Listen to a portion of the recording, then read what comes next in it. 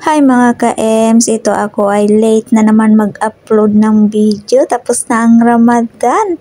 Ito na nga ang aking hadiah na natanggap sa aking amo. Naku naman, pangalawang hadiah na to. Una yung alahas.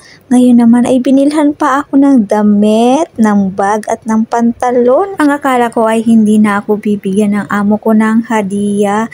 Pero binigyan pa rin pala ako. Itatanong ko sana sa kanya. Kaso lang nakakahiya. Kasi iba sana yung gusto kong ipabili.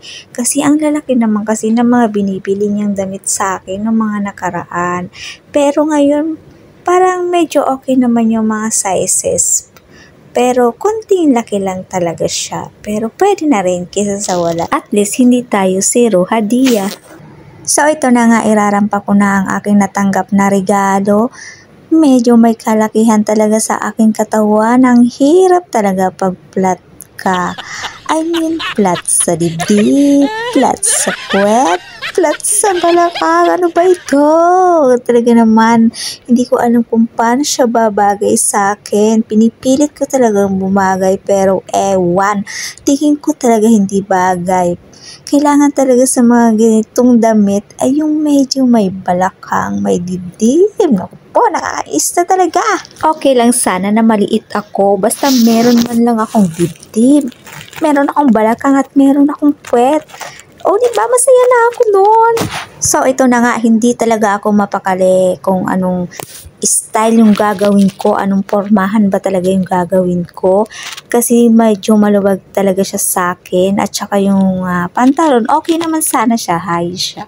Kaya lang, hindi ko alam talaga kung paanong remedyo. Kasi nagagandahan talaga ako sa damit. Pero siguro, ganun talaga yung mga katulad nating hindi pinagpala sa balakang, sa dibdib. Pakiramdam ko, masyado ko nang binubuli yung sarili ko. By the way, ito na yung bag. Suot-suot ko na din. Maganda naman yung bag. Pwede na siyang pampalengke pag uwi ng Pilipinas. Nagpapasalamat pa rin naman ako sa amo ko kasi talaga nag-effort siya na bilhan ako ng damit at ng bag, ng pantalon. Masaya din naman ako kasi yung amo ko kasi hindi siya madamot sa akin. Pag meron siya, malaki yung pinagbago talaga ng amo ko simula mag-isa na lang ako dito sa bahay na to. Naramdaman ko talaga yung kabutihan ng puso niya. So ayun na nga, malapit na rin akong umuwi. Kaya mamimiss ko rin tong kwarto na to na naging bahagi ng aking daily life of my life.